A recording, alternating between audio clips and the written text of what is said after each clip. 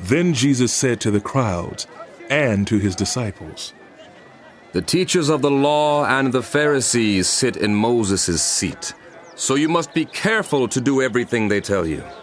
But do not do what they do, for they do not practice what they preach. They tie up heavy, cumbersome loads and put them on other people's shoulders, but they themselves are not willing to lift a finger to move them. Everything they do is done for people to see. They make their phylacteries wide and the tassels on their garments long. They love the place of honor at banquets and the most important seats in the synagogues. They love to be greeted with respect in the marketplaces and to have people call them rabbi. But you are not to be called rabbi, for you have only one master and you are all brothers. And do not call anyone on earth father, for you have one Father, and he is in heaven. Nor are you to be called teacher, for you have one teacher, the Messiah. The greatest among you will be your servant, for those who exalt themselves will be humbled, and those who humble themselves will be exalted. Woe to you, teachers of the law and Pharisees, you hypocrites! You shut the door of the kingdom of heaven in people's faces. You yourselves do not enter, nor will you let those enter who are trying to. Woe to you, teachers of the law and Pharisees, you hypocrites! You travel over land and sea to win a single convert, and then you make that convert twice as much a child of hell as you are. Woe to you, blind guides! You say, if anyone swears by the temple, it means nothing. But whoever swears by the gold of the temple is bound by the oath. You blind fools!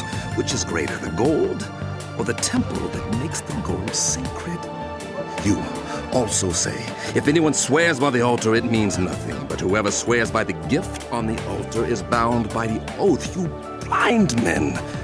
Which is greater, the gift or the altar that makes the gift sacred? Therefore, anyone who swears by the altar swears by it and by everything on it. And anyone who swears by the temple swears by it and by the one who dwells in it. And anyone who swears by heaven swears by God's throne and by the one who sits on it.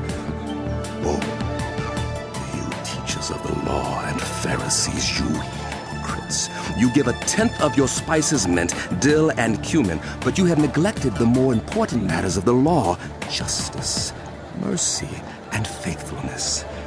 You should have practiced the latter without neglecting the former. You blind guides, you strain out a gnat, but swallow a camel.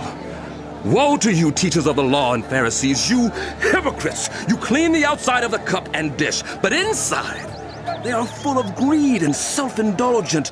Blind Pharisee, first clean the inside of the cup and dish, and then the outside also will be clean.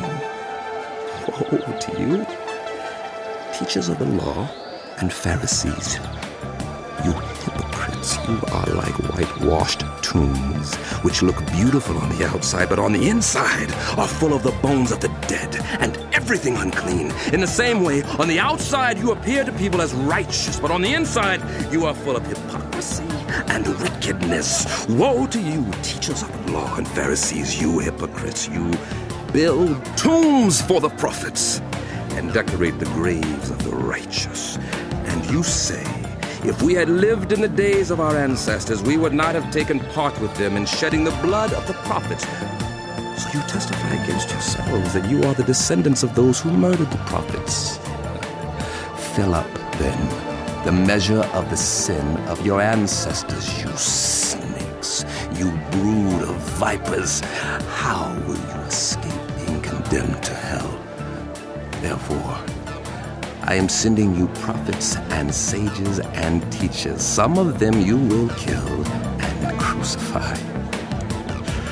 Others you will flog in your synagogues and pursue from town to town. And so upon you will come all the righteous blood that has been shed on earth, from the blood of righteous Abel to the blood of Zechariah, son of Berechiah, whom you murdered between the temple and the altar. Truly, I tell you, all this will come on this generation. Jerusalem, Jerusalem, You who kill the prophets and stone those sent to you. How often I have longed to gather your children together as a hen gathers her chicks under her wings, and you were not willing. Look, your house is left to you desolate. For I tell you, you will not see me again until you say, "Blessed is he who comes in the name of the Lord."